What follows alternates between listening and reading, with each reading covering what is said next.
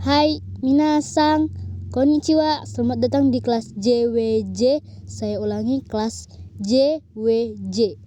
Kelas Japanese with G. Japanese with G. Kali ini kita sesuai yang sudah saya janjikan, saya akan membuat video ini langsung keseluruhan, tidak memakai part. Jadi kita masuk ke bab 3. Kita akan belajar tentang katakana. Katakana sama dengan huruf hiragana.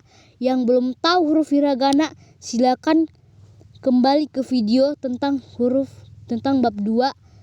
Kalau tidak susah mencari belajar huruf hiragana, kalau kalian belum tahu huruf hiragana tersebut, videonya udah aku bikin di deskripsi. Oke, langsung aja kita masuk ke bab 3. Belajar huruf katakana. Seperti yang saya sudah bilang, huruf katakana dan huruf hiragana itu sama. Pengucapannya sama, tapi hanya bentuknya yang saja tidak sama. Bentuknya tidak sama. Oke, kalian pause, kalian baca. Ini kalian baca, setelah kalian sudah membacanya, kalian play lagi, saya akan menjelaskannya. Pause sekarang, dan setelah itu langsung aja saya akan menjelaskannya.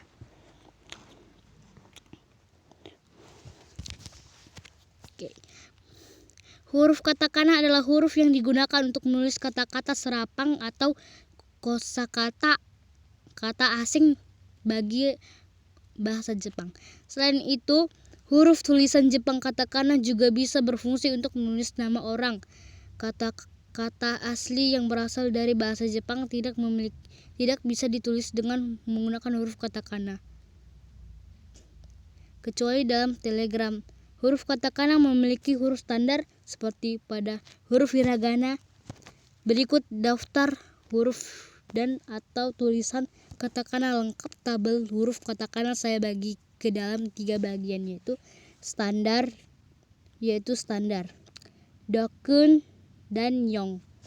Seperti huruf hiragana, abjad katakana ini memiliki persamaan dari segi jenis yang berbeda, hanya tulisannya saja. Jadi jangan bingung lagi ya. Ini adalah kumpulan huruf katakana untuk Anda hafalkan. Oke, kalian pause dulu videonya, setelah itu kalian play. Setelah kalian pause, kalian tulis ini hurufnya, kalian catat cara bacanya dan tulisannya. Setelah itu kalian play lagi dan saya akan menjelaskan. Pause sekarang. Sudah di pause, sekarang kita play. Oke, play. Contoh huruf tulisan katakana. Kamera. Kamera. Kamera. Ka, ini huruf K di depan, huruf kedua me, ini ra. Tuh, artinya juga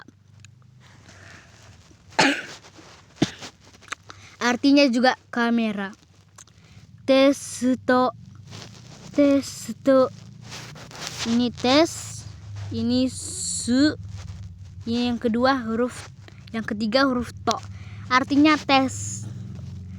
Arubaito, kerja paruh waktu. Huruf katakana dakun. Sama seperti huruf hiragana, dakun, katakana berasal dari huruf standar yang dimodifikasi dengan tambahan tanda titik 2 di kanan dan kiri, disebut tenten, atau bulatan kecil disebut naru. Nah, sekarang kalian pause video ini.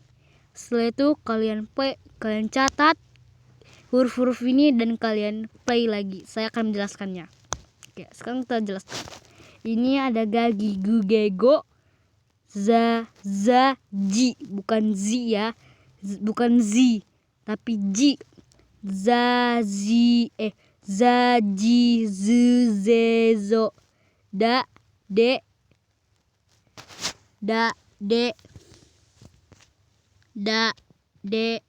do, ba, bi, bu, be, bo, pa, pi, bu, pe, po. Oke.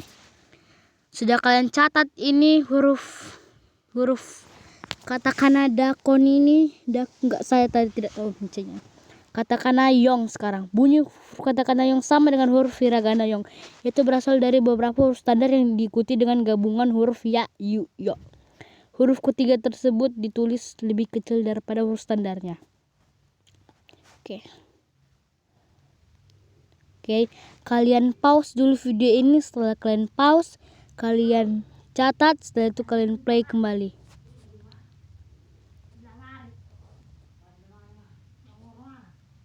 Oke.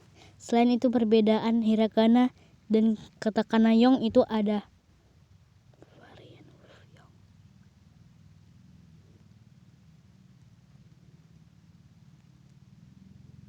Kalian pause, setelah itu kalian play kembali. Oke, saya akan menjelaskan. Maaf suara saya serak. Jadi saya tidak bisa menjelaskan, kalian cuma baca aja, kalian pause, kalian play kembali.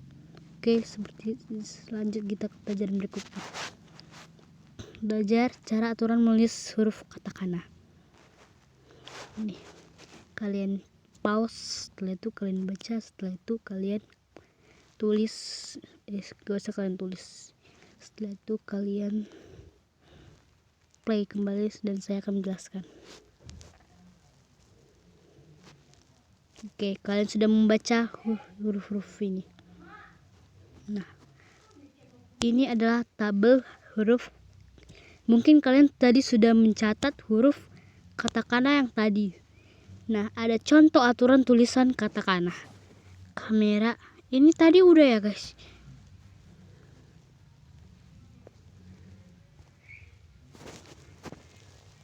Tunggu, saya lihat perbedaan dari tentara tadi ke pelajaran tadi. Oh, ini perbedaan tadi, guys. Ini. Oke. Kalian, maaf tadi ada kesalahan. Kalian baca ini, kalian pause dulu, setelah itu kalian pause, kalian play kembali. Oke, saya tidak bisa membacakannya, tapi saya akan bacakan di sendiri-sendiri.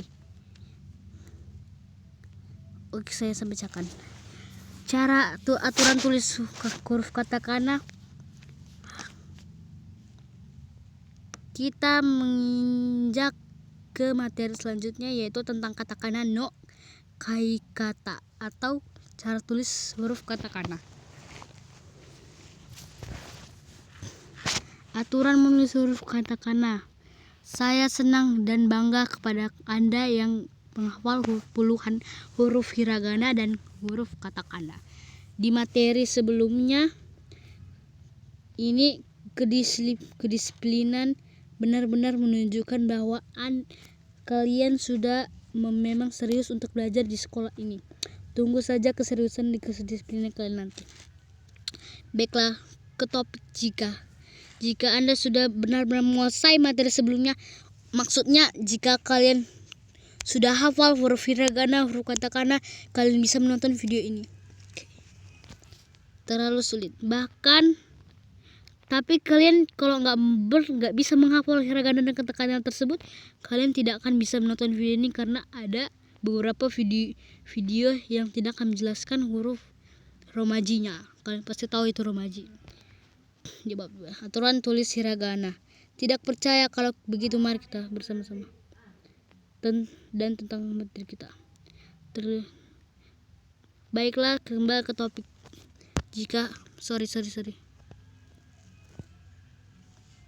I'm sorry. Gomeng nasai. Oke. Kembali ke topiknya. Kalian baca.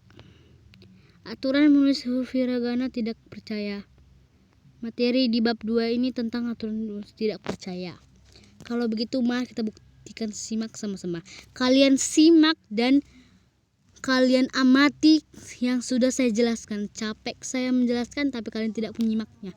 Kalian harus hafal dulu huruf hiragana dan huruf katakana dan selanjutnya. Untuk aturan menulis huruf katakana, huruf agak berbeda dengan aturan menulis huruf hiragana. Jika huruf hiragana memiliki 4 bagian, yaitu bla bla bla bla, jika silakan Anda sebutkan sendiri, pasti menghafal dong, karena kan kalian sudah hafal. Kalau belum hafal, kembali ke materi sebelumnya. Untuk huruf katakana memiliki 3 sifat, yaitu seiyong, chowong, dan sokung. Oke, mari kita bahas satu persatu. Seiyong.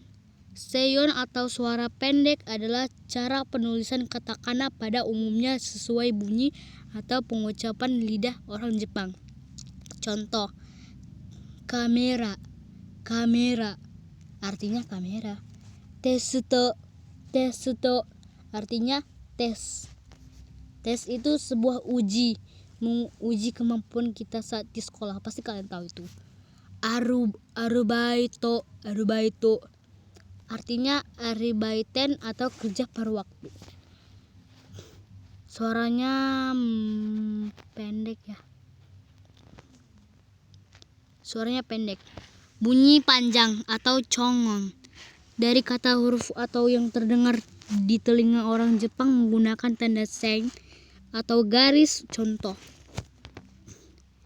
keki. Keki. Kita harus mengucapkan itu harus panjang. Keki. Keki artinya cake atau kue. Itu cake itu dalam bahasa Inggris ya.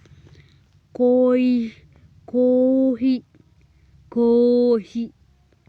Kohi. Kita harus mengucapkannya lebih panjang. Kohi. Kohi. Nah, saya akan menjelaskan. Kalau kalian lihat tanda garis ini bukan tanda ichi ya, karena angka 1 seperti ini kanjinya. Ini artinya suaranya harus lebih panjang. Harus contoh ko o-nya itu double, hi-nya itu pun double. Oke, lanjut. Intonesong. Intonesong atau artinya instation atau intonasi. Sokun. Sokun atau sokun atau konsonan ganda atau suara kembar. Bunyi konsonan ganda terdengar di telinga orang Jepang dikawali dengan katakana tsu kecil. Kalian hafalkan, ingat baik-baik. Saya sudah capek menjelaskannya, kalian tidak bagus menjelaskannya. Oke, contoh kalimat. Buku. Buku. Buku. Buku. Buku artinya book dalam bahasa Inggris, arti bahasa Indonesianya buku. Buraku. Buraku. Buraku artinya black dalam bahasa Inggris, tapi artinya dalam bahasa Indonesianya hitam. Masaji. Masaji. Masaji kali artinya mes atau pesan. Kalian harus betul-betul bisa menguasai suara panjang ini karena agak susah. Suara ganda maksud saya, dan suara pendeknya. Oke. Apa saya bilang? Mudah bukan? Ya iyalah mudah. Tapi bagi saya ini kalimatnya susah ya. Jadi kalian harus terus latih dan kalian akan bisa bahasa Jepang. Saya akan lanjutkan ke materi rensu atau latihan. Bacalah huruf katakana di bawah ini tanpa, kan saya sudah bilang. Kalian video ini digunakan untuk orang yang sudah bisa katakana dan hiragana. Jika belum hafal huruf hiragana dan katakana, kalian bisa kembali ke video berikut. Nah, sebenarnya tulisan-tulisan katakana ini sudah ada artinya. Inilah pembacaannya. Gita Hansumi. Kalian pause, setelah itu kalian baca-baca, kalian catat dulu ini, setelah itu kalian hafalkan. Saya sudah bilang ini sangat mudah, tapi bagi saya sulit. Oke, cukup segitu aja. Oke, lanjut kita sudah mempelajari huruf hiragana, katakana, cara tulis. Sekarang kita ini yang part paling ditunggu-tunggu semua orang, yaitu sejarah huruf kanji Jepang. Saya akan bacakan sejarah huruf kanji Jepang. Kalian dengarkan baik-baik. Sejarah tentang huruf kanji di Jepang. Minasang, gimana pelajaran huruf hiragana dan katakana mudah? Oke. Buat yang kalian belum hafal huruf katakana, dan hiragana, bentuknya, cara bacanya. Kalian harus kembali ke materi sebelumnya. Oke, langsung aja.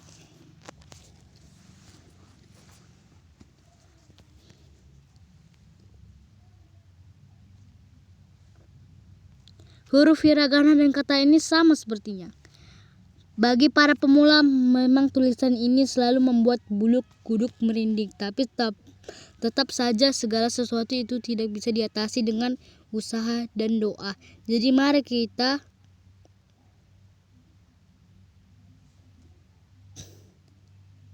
berusaha mempelajari huruf kanji Gangbarosmasu.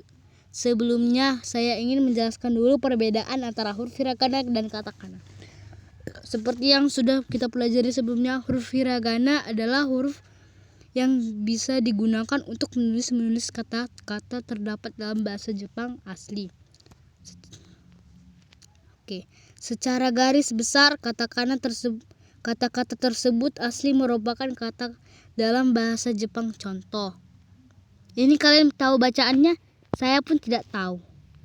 Saya sebenarnya tahu, tapi saya tidak mau membacanya. Kalian harus membacanya sendiri. Kan saya sudah bilang hafal huruf hiragana dan katakana dulu. Setelah itu kalian kembali ke materi yang tadi ini.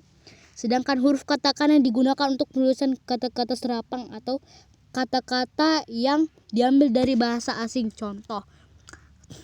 Kalian baca sendiri, saya tidak mau membacanya karena saya sudah bilang ini kelas tanpa basa-basi. Huruf katakana ini sering digunakan untuk penulisan nama orang. Jadi huruf katakana ini bisa menulis nama orang. Nama orang Jepang suka menggunakan huruf kanji. Nah, masalah muncul untuk nama dari luar Jepang, seperti nama saya atau Minasang, yang tidak memiliki karakter kanji. Sekitar 6 bulan yang lalu, saya pernah bertanya kepada teman saya orang Jepang asli bagaimana cara menulis kanji. Oke, saya akan menjelaskan sejarah kegunaan huruf katakana. Huruf katakana ini digunakan untuk menulis nama. Selain untuk menulis nama, ini juga bisa membuat serapang kosakata bahasa Inggris. Sedikit sama dengan bahasa Inggris karena ini diapakan. Sejarah asal mula kanji. Dengarkan cerita saya. Kanji sebenarnya berasal dari Cina. Pada mulanya orang Cina zaman dulu itu menggambar benda-benda atau sekitar mereka. Gambar-gambar tersebut kemudian dibuat sesederhana mungkin dan digambar dalam bentuk kotak-kotak untuk memudahkan mereka dalam menulisannya. Seperti muncul beberapa kanji. Yama, kalian pasti tahu ini. Yama artinya gunung, kawa artinya sungai, ta artinya sawah, hito artinya manusia. Dan masih banyak lagi kanji. Karena bermulanya dari penyederhanaan sebuah gambar, setiap kanji punya makna tertentu yang pada akhirnya semua benda ada di dunia ini memiliki atau bisa ditulis dengan huruf kanji. Walau tidak semuanya, yang diutamakan adalah kata yang termasuk ke dalam bahasa Cina dan Jepang. Dan ini masih asumsi saya. Jumlah huruf kanji itu sama dengan jumlah benda yang ada di dunia. Wow, keren kan? Bagaimana menghafal semuanya? Kita lanjutkan huruf kanji. Masuk ke Jepang sekitar abad bagaimana menghafal huruf kanji itu nanti saya akan menjelaskannya di pelajaran berikutnya. Kita lanjutkan. Huruf kanji masuk ke Jepang pada abad keempat. Pada waktu itu Cina berada di bawah kekuasaan dinasti Kang. Alhasil huruf dari gambar-gambar tersebut dinamakan kanji, yang artinya huruf negeri Kang. Kabar baiknya, meski orang Jepang mengadaptasikan kanji dari Cina, namun tidak semua kanji yang ada di Jepang sama dengan kanji Cina. Karena kanji Jepang mengalami beberapa penyederhanaan bentuk, jumlahnya pun tidak sebanyak huruf kanji Cina. Pada tahun 1900 mulai muncul pendapat untuk membatasi jumlah huruf kanji begitu banyak. Mungkin kita harus berterima kasih kepada orang Jepang yang mengajukan pendapat itu. Orang yang pada akhirnya pada tahun 1981 ditetapkan daftar kanji yang memuat 1945 huruf kanji yang dipakai ke dalam kehidupan sehari-hari. Mari kita dihafalkan semuanya. Ini dihafalkan. Ternyata kanji pun memiliki sejarah yang lumayan panjang ya. Kembali ke topik utama, lantas. Lantas bagaimana cara membedakan pemakaian dari ketiga huruf tersebut? Untuk jawabannya, saya akan mengambil salah satu kalimat sederhana, yaitu Anohana wa sakura desu. Saya ulangi, Anohana wa sakura desu. Artinya bunga itu adalah sakura. Mari kita tulis menggunakan ketiga huruf tersebut. Kalian tulis hurufnya. Ini bisa pause dulu video ini, setelah itu ini huruf-hurufnya kalian tulis, kalian pause dulu video-video ini, setelah kalian pause kalian play kembali, setelah itu saya akan menjelaskannya. Pause sudah, saya jelaskan. Ketiga kalimat di atas mengungkapkan makna yang sama, namun cara penulisan pertama dan kedua tidak bisa digunakan karena akan terlihat racu. Cara penulisan 1. Digunakan pada buku anak-anak masih belajar kanji. Yang kedua biasanya digunakan untuk telegram. Nah, yang ketiga lah yang lazim untuk digunakan. Maka dari itu belajar kanji itu wajib hukumnya bagi orang yang mendalami orang bahasa Jepang. Selain itu di Jepang juga dikenal dengan kata yang memiliki kesamaan bunyi atau homofon. Jadi fungsi kanji itu adalah untuk membedakan kosakata yang sama. Homofon adalah kosakata yang sama, suaranya sama tapi artinya beda. Banyak kosakata yang sama suaranya tapi ada artinya banyak. Jadi kita tidak tahu akan memakai. Jadi kita bingung nanti. Kesamaan bunyi adalah homofon. Jika di Indonesia contoh kata bisa yang berarti juga bisa atau tidak sama dengan dapat atau bisa sama dengan racun. Di Jepang pun memilikinya. Saya mengambil contoh kairu, kata kairu. Kairu adalah kata tersebut memiliki 4 arti. Nah, bingung nggak tuh? Artinya pulang, berubah, dan bisa membeli artinya. Cara membedakan ada 2 cara. Pertama dengan melihat konteks kalimatnya dan kedua adalah dengan melihat karakter kanji atau itu sendiri. Walaupun sama pengucapannya kanjinya berbeda. Disitulah salah satu letak fungsi kanji, huruf kanji. Untuk membedakan kata homofon atau kosakata yang suaranya sama tapi artinya beda. Ini kalian catat ini, kalian pause dulu videonya, kalian catat ini, setelah kalian catat kalian play kembali. Kalau tidak bisa mencatat huruf kanjinya, perbesar, kalian screenshot, kalian tangkap layar, setelah itu kalian besarkan, setelah itu kalian catat. Kairu, pulang. Kairu pertama artinya pulang ke rumah. Katak, berubah, bisa membeli. Bingung nggak tuh? Oke, cukup segitu aja pembahasan kanjinya secara lebih detail, namun saya akan tetap memasukkan huruf-huruf kanji di bab-bab depan.